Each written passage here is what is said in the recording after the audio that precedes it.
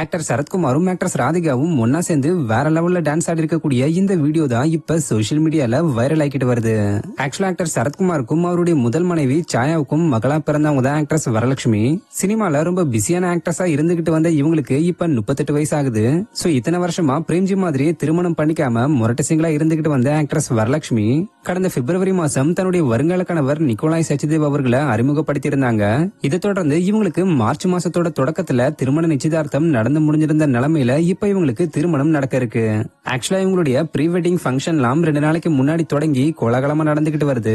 இந்த நிலையில நேத்து சென்னையில உள்ள தாஜ் கோரமண்டல் ஹோட்டல்ல வரலட்சுமி நிக்கோலாயோட சங்கீத் ஃபங்க்ஷன் கோலாகலமா நடந்திருக்கு. இந்த சங்கீத் ஃபங்க்ஷன்ல ஆக்ட்ரஸ் ராதிகா முதல்ல சோலோவா டான்ஸ் ஆட ஆரம்பிச்சிருக்காங்க. பின்னாடியே ஆக்டர் சரத்குமாரும் வர 2 பேரும் சேர்ந்து ரவுடி பேபி சாங்குக்கு குத்தாட்டம் போட்டிருக்காங்க. சோ இவங்க 2 பேரும் சேர்ந்து டான்ஸ் ஆடின வீடியோ வைரலானதை தொடர்ந்து பலரும் இப்ப இவங்களுடைய டான்ஸை பார்த்து ரசிச்சுக்கிட்டு வராங்க.